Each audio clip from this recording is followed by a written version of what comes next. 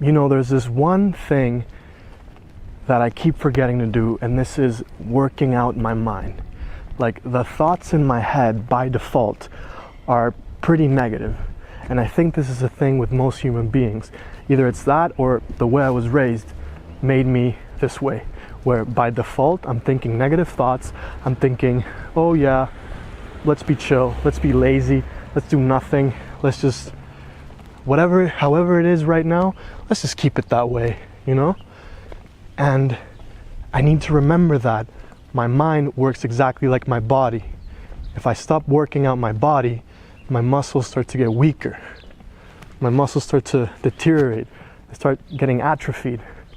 And so I need to keep working out my mind. There's all these successful people out there that they've had these insane mindsets, and that is what has gotten them where they are now. There's this guy named Gary Vaynerchuk, $100 million plus company, super successful, and he's always had this insane mentality. I lived in my own head. Nobody had say. When I tell you nobody fucking had say, still to this day, nobody has say. I've never met anybody who's been able to penetrate my mindset, and that includes my own parents. I don't value anybody's opinion about me more than I have about my own self, and it's a very big deal. And then there's David Goggins. This was a guy that was 300 pounds, sitting in his couch, eating chocolate donuts, drinking milkshakes, chocolate milkshakes. He used to spray cockroaches for a living, and he looked at himself and he was like, I need to fucking change this. I had to invent a guy that didn't exist. I had to invent a guy that can take any pain, any suffering, any kind of judgment. I had to build this callous mind, and I built it through suffering. The fucking mind is what you created. And I started opening different doors that I didn't think were even there, that I didn't think even existed. And the more doors I opened up, the more I started realizing that my potential is damn near endless.